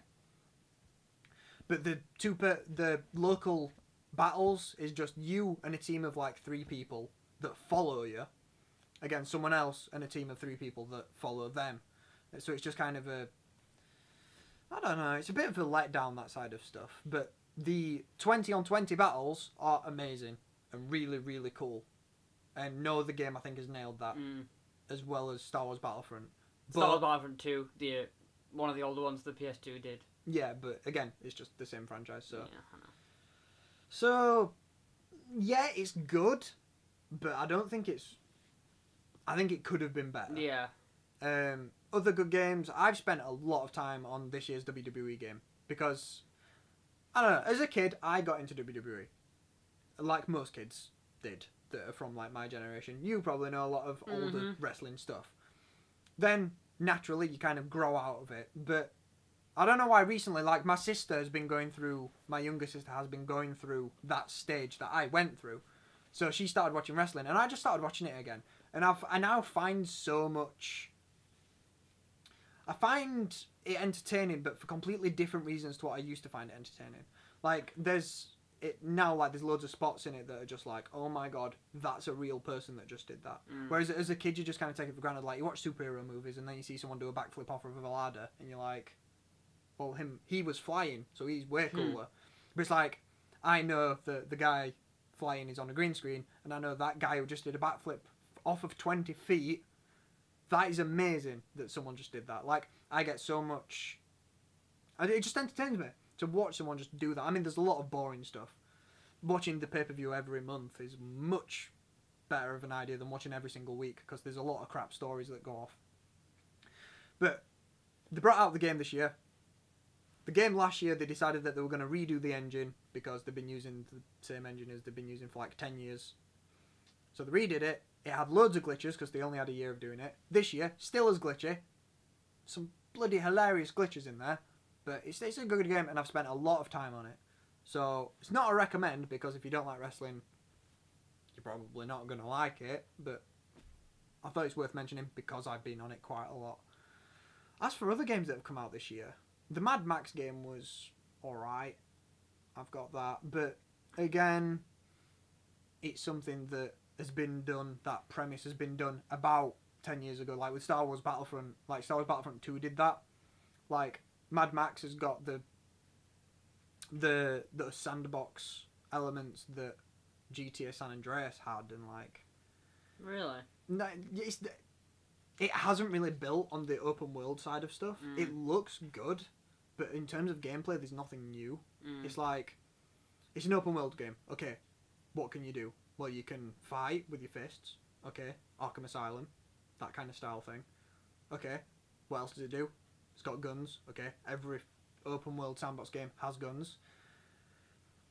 It's got car battles. Yeah, again, it's been done. Like everything has already been done in it. So, Fallout 4 is good. I've not played it. You haven't, have you? No, neither have I. I've just seen people play it, and from what I can tell, it's really good. Like, I'm not gonna pretend to be like a really heavy player of Fallout 4 or anything, but from what I've seen of it, it looks pretty good. Yeah? Yeah. I'm willing to agree with that. I'll just point out that I'm wearing the cutest penguin ever. Aren't you original with your Christmas jumper? Yeah. Yeah, nothing wrong with the Christmas jumper. Okay, what are we on with that? So that's probably going to turn off at some point soon. Within like 8 minutes, so we've got time. Okay. So I got some really crap questions. So we can go through these until our eyeballs drop out. So it's some would you rather stuff. So you get two things. We say which one of the two things that we would rather do, and then maybe give an explanation if it's needed. Shall we start? Yeah. Why don't you do one, then I do one, so we keep it fresh? Because maybe opinions might differ. Alright, okay. Okay. Would you rather live one life that lasts 1,000 years, or live 10 lives that last 100 years? 10 lives for 100 years each. Why? Because then you can do something different every time. Like, for one life you might be born a woman. One life you might be born like a dragon or something. Like, if you've got one life that lasts 1,000 years, you're going to get fucking bored. Like, what are you going to do for 1,000 years? And you'll have the Doctor Who thing of like... Oh, my friends are dead. Yeah. Basically, yeah. 100 years is a long time, but for one life, that's good. So yeah, I'd rather do that. Okay. Would you? I'd agree with that completely. Okay. Would you rather use eye drops made of vinegar or toilet paper made of sandpaper? Oh god, these are so... Oh, I'm going to move these. Edgy and original. I get it, all these questions are crap, but I just wanted something cheesy in the middle. If the person who wrote these questions is watching... Good job. Right, what would you rather do? I'd rather have toilet paper made of sandpaper because the backside of sandpaper is smooth. Not really, though, is it? Yeah, it's like paper. It's like you've got the bit with sand on, and then you've got actual paper. Yeah, but I think it's implying that you have to use the sandy side. Yeah, but it isn't, though, is it? But... Alright, yeah. Even though I think eye drops made of vinegar would be absolutely horrible. Yeah, you're probably right. But it doesn't say what you have to use them for. You could use eye drops for anything. You could use You could use eye drops to like season your chicken. That just means putting vinegar on your chicken. You'd be fine. You could use toilet paper to sand down your door. It's fine. All right, cool. Next, would you rather be without elbows or without knees? Without knees. Yeah, because I think there are people in the world that don't have knees that have been like surgically removed, and they get along just fine. Well, you don't know that. Like, you don't know what it feels like. No, but I know that I'd prefer to be in a wheelchair than not be able to grab anything. Yeah, like, you'd be like... No, because you'd be floppy. If you didn't have elbows, it'd just flop. No, because that implies that it's one bone all the way through, so you'd be like... Alright, okay. Yeah, that wouldn't be. Yeah, it'd be See, a I bit was harder, thinking just wouldn't flop. it? Like, you couldn't drive, you'd be like... Your entire body would have to go around. Yeah. Yeah, that wouldn't be ideal. But then again, these are hypothetical. Okay, this is definitely probably gonna... Shall I stop it and then just start it? Yeah. See you later. Okay, that time it wasn't a technical hitch. I've just restarted it because it was due for restarting. Would you rather experience a sharp pain in your side each time someone says your name, or have a bell sound each time you are aroused? Do you know the answer to that? The bell sounded every time you're aroused. It'd be very rare for me, Yeah. to be honest. I think the sharp pain in your side every time you hear your name would be a lot better for me. No, because I'd just be like, Lenny, Lenny, Yeah. Lenny, Ow, Lenny. ow. But Joe will be said way more. Mm. Because it doesn't say that you have to hear it. It's just every time it's said. Yeah. So every time someone in the world says Joe, Yeah, I'd just die. yeah, you'd just be in constant cramps. Mm. So yeah, I'd rather have the bell sound every time I was aroused, because I'd like people to know, to be honest. If I'm at work and for whatever... And I walk in, Yeah, oh yeah. For whatever reason I become start to aroused. feel like that, then yeah. Fair enough, it's a natural thing. I don't care. Okay. Shall we do 2 more and then move on to some actual Q&A stuff? Oh, but there's loads. Yeah, I know there is, but if we're gonna do 2 hours, then we've got about half an hour just over. We've got half an hour left. About, yeah. Shit. Yeah, this has been quite a while. Talk for fucking ages. All right. Yeah. Okay, do you want to pick one and I'll pick one? Like, pick your Lenny, favourite. I can't do this. Stop clicking. Oh my Joe, God. we're trying to work out. Oh my god. Pick your favourite. These are horrible. None of the sex ones. Why are they all sex? Because it's edgy and I don't know. Oh, it's for couples. Oh, is this one's for couples? Yeah. Oh, Alright. I am not answering them with you. Okay, We're not a couple. No, not a couple. I can't think of anything. Would you rather change the past or be able to see into the future? Ooh. Future. Well, I'm kind of happy with where I am now. Mm. Like, I think that this past year has been really, really good for me. Like, I've enjoyed this year more than probably any other year of my life. So I think changing anything from the past would obviously then change that. Mm. So I'm kind of happy where I am now. So I'd rather see into the future by Yeah. miles. I don't think I'd even want to do that though. I'd like to just, when something happens, have it happen and not, because it's like if I were to see in the future and see that I die next year, I'd be like, oh great. But you could plan. You could do all the things that you wanted to do rather than maybe not. But that just shows kind of a way of living that maybe everyone should do, is you should kind of live more, not spontaneously, but I don't mean live Stop every thinking day. about things so much. Just do things. Yeah, do more things. Like, Move your leg. sorry. Like, I've been doing that more recently anyways, just kind of, I want to do more things. So, I have. Like, I've been and seen wrestling twice within, like, the past few months. Mm. I've seen way more films in the cinema this year, which I'm very happy about, You had because your first homosexual relationship this year.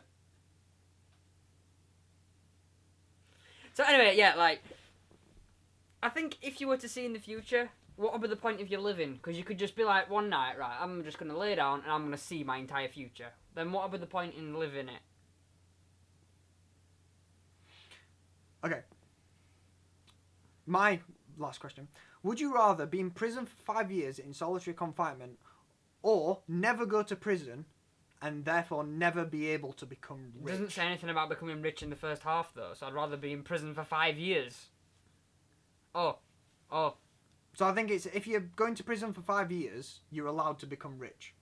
Yeah, If I'd you do that. don't, you're not allowed to become rich. Yeah, I'd do that. Because in solitary confinement, it means you never get bummed. And it's alright, because I did do that, right. So we're going to do a Q&A, which is all the questions that haven't been answered so far that have been asked in the comments. We found 6 good ones that we think are worth answering. So we can go a little bit more in detail for these. So one that we get asked a lot is someone coming to us with a band name, or saying what's the best way of coming up with band names, or anything around that. We get asked that quite a lot. So, how'd you name your band? Okay, so there's multiple ways that you could do it. You could either get a list of all the things that you like, and maybe have a reference to one of those things, or a combination of, or a quote from it. So there's a lot of bands that their name is named after a song name of a band that they're influenced by, like All Time Low, that are named after A New Found Glory song. Yeah, and there's loads of that happens a lot. But you could also like reference to films, like Chunk No Captain Chunk, or just little stuff like that. You could just pick a really obscure reference that's just interesting, so you then have an interesting band I think what you need to do first is start making music first, and then decide what kind of aura your music gives off, and then name your band to fit that, as opposed to try to naming your band like, I don't know, like Baby Rapers, and then like making some really nice music. It just doesn't fit. So nice touchy subject. yeah, don't rape babies. Don't rape anyone. Yeah. Yeah. Especially you babies out there. Okay, in terms of people coming to us and saying, we've had this idea for this band name, what do you think? I don't care. I don't care what the music's called. If it's good, I get that first impressions, and if you've got a good band name, maybe people check you out, and they'll be more likely to, but as soon as they've heard 10 seconds of one of your songs, it does not matter what you're called. That's my opinion anyway. I don't care. As far as I'm concerned, Arctic Monkeys is a bit of a irrelevant name. Yeah, It doesn't mean anything. It doesn't even reflect what they are. No, it doesn't. But that doesn't matter because the songs are awesome. Well, the first two albums at least. Yeah, so... Yeah, I just... Doesn't matter. Yeah. Provided it's not something either offensive or stupid, then you'll be fine. Yeah. Maybe, obviously, think about it and try and maybe be a bit clever or whatever with it, but... If you can't think of anything and you just want to resort to like maybe a bit of a bog standard name, make up for that in your music and you'll be perfectly fine. Like, again, provided you're making good music, really doesn't matter. Same with the mixing and that kind of stuff. Doesn't matter how good that is. Make good music. Okay, we asked people to ask more things about us because Music Lab tends to be about us giving to you just information, but not information about us. So we asked if anyone wants to find anything out about us specifically. So there's a few questions about us specifically, and the first one is, what are our favourite genres? This is, to start with, favourite genres altogether. I don't know. Well, I think it's worth saying for me that I went through a massive phase of this, and I'm still on the back end of it. It's pop punk. I really, really, really liked it.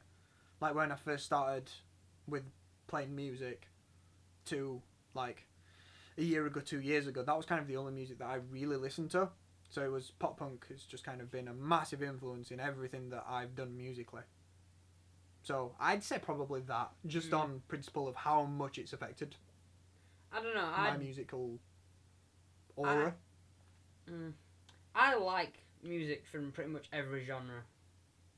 Like that's not even an exaggeration either. Like every single name a genre now, and I'll play a song by it that I like. And metal. Fuck's sake! All right, I don't like metal very much. Another one. Okay, jazz. Jazz, I like. I can't name anything offhand.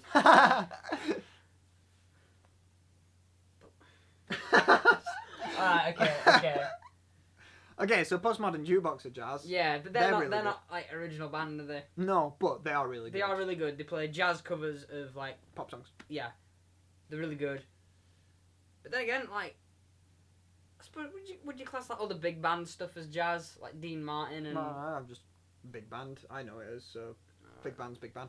But I over the past year have started listening to a hell of a lot more different genres. So again, I like a lot more than I definitely did maybe a year ago or 2 years ago. Yeah, rock. I've started listening to a lot more what you'd consider to just be alternative or just consider to be rock. But I've always had this kind of tarnished impression of what rock or hard rock or alternative is, and I always imagine it to be really generic. Like, I imagine, if someone says hard rock, I imagine a really generic Guns N' Roses, AC/DC sounding band. And if someone says rock, I imagine some kind of Foo Fighters cover band. If someone says alternative, I just imagine someone who doesn't know what kind of genre they are, or someone who's pop punk and trying to break out of it. Like, but there are so many artists that are in those genres that are really, really, really good, that I really like. Like, there's a lot of local bands especially that are making music that fits into those genres that are not generic at all. Another local band, Euthemia, do kind of hard rock with kind of maybe Muse-inspired vocals, but it's almost symphonic, isn't it, some of the stuff they do? Yeah, but it's got some really, really heavy, not heavy guitar bits. Like, Muse has really heavy guitar, but then the drums are like not even slightly heavy. Like, Euthemia as a band does some really heavy bits, and I really like that. So that comes really just under rock, but it's so much more than that. So I hope that answers your question on our favourite genres. All of them, except metal. Pretty much, because I'm not a fan of metal, really. I just think it's either boring or showing off. Yeah. Generally, that's just kind of like, the singers are either like showing, look how high I can sing, look how aggressive I can sing, look how angry heavy I our can. guitars are, look at how low I can tune my guitar. Yeah, there's very... Yeah, but can you write a good song that is, like, audible? Because, like, you either have riffs that are so low that are really hard to make out the difference between the notes, or something that's played so quickly because look how good I am at playing guitar, that it's not a nice melody, it's not showing emotion, it's not anything. Yeah, that's the thing, really. If a song doesn't show emotion, then it's not really music, is it? Yeah, even if it's something as stupid as, like, Courtney Barnett just telling a random story. Yeah, it still shows emotion. Yeah, she's still doing stuff, which there's a lot of metal that doesn't do stuff. Like, my main problem with Screamo, I can't tell what you're saying, which means every single lyric that you've written is absolutely pointless. Like, there are some screaming where you have to look at the lyrics to actually tell what they're saying. There is absolutely no way that you can audibly tell what they're saying. That's just a generalisation, though. Like, there is a lot of screamo that you can tell what well, yeah, but that's directly aimed at the screamo where you can't. Yeah. There is no point, in my opinion. I mean, some people get it. I get the showing of the anger, and I get the emotion that they're portraying. But if you've written lyrics, try and make it so we can hear the lyrics, even if you are screaming. Is that everything on favourite genres? I think so, yeah. Got one that says, how old are we? So depending on when you're watching this video, it'll depend on how old we are. But if you're watching it now, then we're 19. So my birthday's in May, his is in June. So if you're watching this in the future, you can work that out. 2015 December, we're 19. Do maths. Yeah. You can work out the rest. I should just put like a chart, just like down of how old we are each year. Next question. Have you ever done anything illegal? Next question. Relationships in bands. Okay. I've always said that relationships in bands are bad. Any kind of relationship. You can't even be friends with them. You can't even talk to them outside band. It just doesn't work. Yeah, basically. Yeah, I think being friends, if being a friend gradually deteriorates and you end up being less of a friend, you can still be productive and you can still make things together, and there's no harm in that whatsoever. Unless there's some kind of argument that's gone off, I think it's pretty much fine to still make music. Or even, like, you know, as people join bands that aren't friends, that's fine. That's a perfectly okay thing, and productivity can be had. But if you're in a really relationship, then as soon as something goes wrong, it's the norm that you will never see that person again, or you'll never make effort to see that person again. And I think that still holds up within the band, which obviously creates a massive problem in that two people in the band don't really want to be there because they don't want to interact with each other because of they had a thing that was really, really good and now they don't have that thing anymore, and it's like Being a friend is like da da da da, and then if it goes a bit downhill, it's like da da da da da. But with the relationship, it's like woo woo woo woo woo, and then if it stops, it's like woof, gone. And I think that causes problems. And there's much proof. There's so much proof of this happening. It happens a lot. As well, like, if something goes wrong with the band, it can affect your relationship as well. Like, it works both ways. Yeah, like, there's things that maybe could be worked out within a band. Like, say someone does something that's a bit of a dick move. Within a band, it maybe can be forgiven because you can go, okay, so you stole that money and you didn't share it between the band and you just spent it. So, going forward, we're going to sort all the money side of stuff. That's fine. Maybe that person will then go, okay, I admit I did a bad thing. That's fine. If those two people are in a relationship, that will get a lot more heated. It will be a lot more... It'll probably turn into an argument. It'll be more passionate, I think, because between people. Things matter more when you're in a relationship with someone. Like, say I was going out with Lenny, and say I kicked over his camera. He'd probably break up with me. Yeah. If I kicked over his camera now, he'd be pissed off with me. He'd probably meant to pay for it, but... Yeah, everything's more extreme in a relationship. So... Avoid them. Yeah, my recommendation would be don't be in a relationship at all. But if you have to be, just don't do it with someone in your band. Says the guy who's been going out with Liz for, about 17 years? Yeah. If you are in a relationship with someone that's in your band, like now, this isn't a thing of get out of the band or get out of the relationship. You can make it work. You can make it work. But...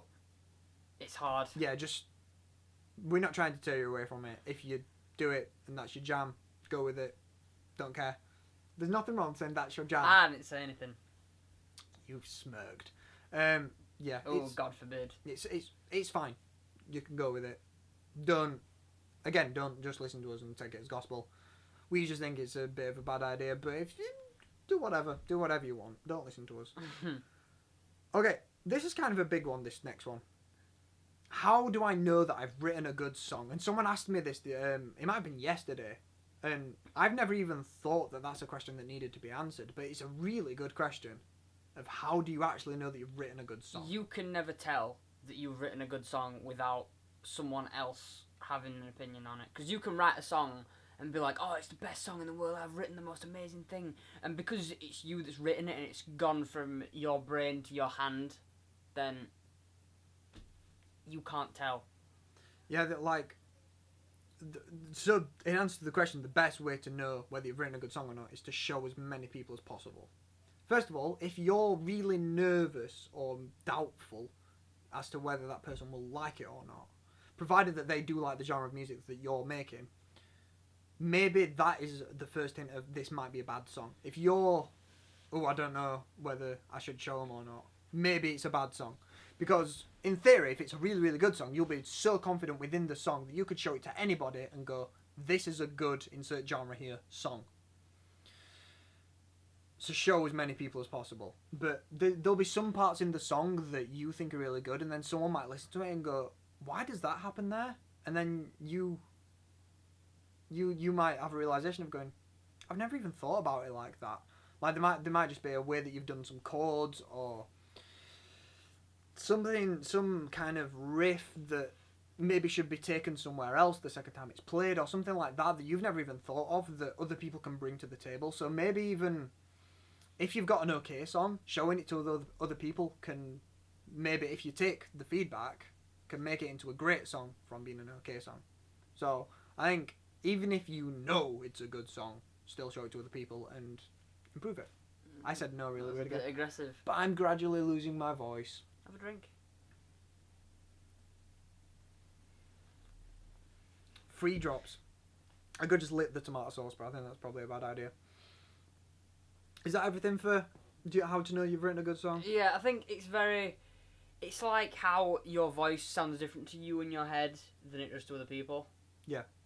Like when you have a recording of your voice and you're like, oh, do I really sound like that? It's the same if... You can't ever hear what your songs sound like. Not properly. No. It's gradually seeping in. Okay, so we're getting towards the end now. So there was a few things that I just kind of wanted to. I think we're going to brush over this kind of quickly because. I'm tired. Yeah, my voice. So there's some things that I'm gonna make longer videos on. Like there's some that kind of fit in with the industry series that's gonna start. But there's a nice list of things that I think some people or a lot of bands do really badly, and I want to talk about the best ways to do those things. So just as a brush over, because it might be a while before I make any of these, releasing EPs or albums or songs, just anything. There's so many bands that'll just release them and they'll make it and then they'll just release it now, and they'll just like put it out on Bandcamp, or they'll find a way of getting it on iTunes and they'll just do that, and there'll be no lead up to it. And it's really, really important when you're making music to, before releasing it, build up a bit of hype so that people maybe are thinking about or talking about your music before it's even arrived, so that you kind of build up anticipation. Yeah, so that when it's released, there's hype behind it, and there's people want to hear it rather than they've only just found out about it. And it might not sound like a lot, but it's really important. Like, you will get so much more attention on what you do by doing that, by getting people interested beforehand and like building up to a release date. Like, big bands do it all the time. They will set a release date and you will find out about it before it's released.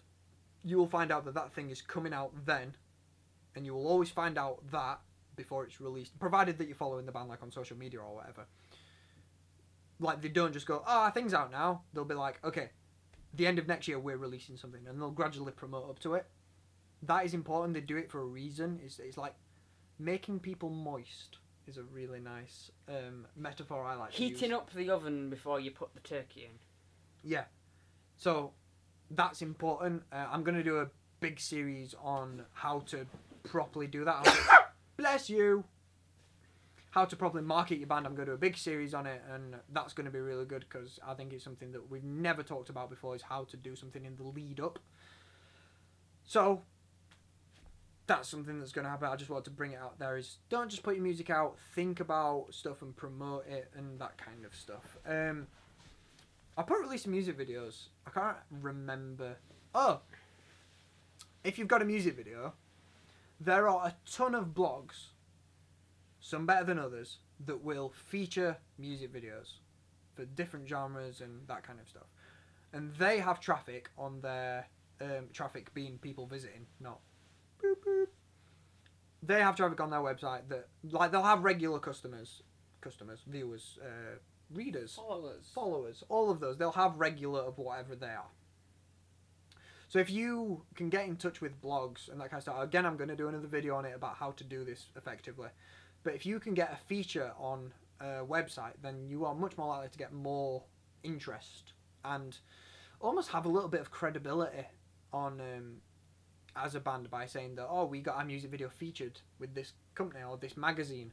It looks better, even though it might not do a great deal. It makes you seem more. Yeah. If you know what I mean. It kind of legitimizes the band, Yeah. even though it shouldn't. It really shouldn't. It should just be solely about the music and whether it's good or not. In the public eye, the more interest you're getting from companies and people, the more interested they may become in you. It's a sad truth, but I think that's something that people should definitely start doing. Getting in touch with labels. I'm going to make a video on it. That looks really weird in the wide angle. Woo! There are times as a band that you do not need to get in touch with a record label. And I'm going to make a full video on kind of when that is. Because I think we touched on it a little bit when we did the record label videos, but sometimes even record labels are not the best option. I just got suddenly closer to you then. You did. Hi, how are you doing? You did. You're like centre frame now. I'm like side character. I'm Robin to your Batman. Mm-hmm. That's been that... Hey. Right, I'm going back over here. Right, good. Right, thank you. Okay. I've got 2 more points, but one just says get critiques on your songs. Why did you write that? We've already said that. Yeah, get critiques on your songs. Yeah, do that. Okay, so... You should have really wrote don't at the beginning of that one. Yeah, you're right. Okay, so we're coming towards the end, and if there's one piece of advice that I would give to a band that's probably alright... Oh, hello to all the people that skip to the end to see whether something interesting happens. Hello to the people that, you know, skipped all of the meat. You missed out on some really cool stuff. Joe did a striptease. If I had to give one piece of vital information that we've said many a time, to be a good band, you need to do this. Don't play lots of gigs. It's a bad idea. Play one gig and promote the shit out of it and it'll be awesome. Don't do one gig every week at a shitty little venue because it'll be crap and you'll never get anywhere. I say it many a time in videos. Joe's probably even said it a few times in videos too. But still, bands don't listen. Do not play lots of gigs. If there are 4 people at each gig, each one of them might come away from it going, that was a bit naff. If you played 1 gig instead of the 10 that you played, and all 4 people from each one came to it, you've got a gig with 40 people in. They might have a really good time, providing it's a small venue and it's a really good show. As well, a band is more likely to put more energy into the performance with a bigger crowd, and you're more likely to get a bigger crowd if you have 1 gig and promote it more than just having loads of gigs and promoting each one not very much. Yeah. Yeah. Okay. Merry Christmas to everybody, and I hope that this has been good. Because we need to choose our songs. Oh, the playlist, yeah. We probably should have said this when we were talking about the series and stuff that we were doing, but I think we should do this for next year too. So for anyone who doesn't know, because we've had a lot of subscribers this year, like we've had maybe 2,000 of the subscribers came from this year. Shit. So at the beginning of this year, we made a playlist, or 3 playlists. 1 that's joint and then 2 individual. And we, for each month of the year, chose our favourite songs. It doesn't have to be the song that was released that month. It could just be a song that we've liked that month. Yeah, I think most of the songs that we actually chose weren't released even this year. But we just wanted to show ourselves and you what we were listening to throughout the year. Because, again, because we both started listening to such a variety of music throughout the past few years, we wanted to kind of, I guess, prove it to ourselves and show you guys the music that we like and the variety of music that we like. So, I think what we said that we were going to do is we're going to choose a song each for December, and we're going to choose a song each kind of as... For 2015. Yeah, what's been our favourite song of the year that's not been released this year, if you like. So what's been our... Favourite song this year? Yeah. Can that be one that we've already put in the playlist, or... Try not to. Yeah, but I might end up having to. Might, yeah. So I don't even know what song I'm going to choose for this year. Because I'm thinking something by Honeyblood. Because I've been listening to Honeyblood quite a lot. I've got them in my car. And I really like them, and I haven't mentioned them, like, at all. So I'm thinking... Yeah, okay. I'll do Honeyblood, Killer Bangs. For December? For December, yeah. Okay. I will do... You might hate me for this, but I want to do the 1975 Robbers for December. There just goes. Hey, diss me all you want, but it's a fucking awesome song. Sorry, I just don't like 1975. I just think it's a bit middle of the road. It's a bit. It doesn't. I don't think they excel at anything really. See, if you heard that song, you wouldn't think that. I'm sure I've heard that song. You know? I don't think you will. Okay, so if you had to pick one song that this year has made you like, that's a really good song, what would that one song be?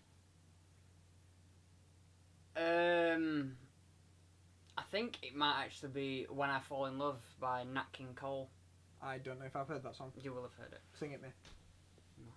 Why? It's a music channel. I don't want to sing it. Okay.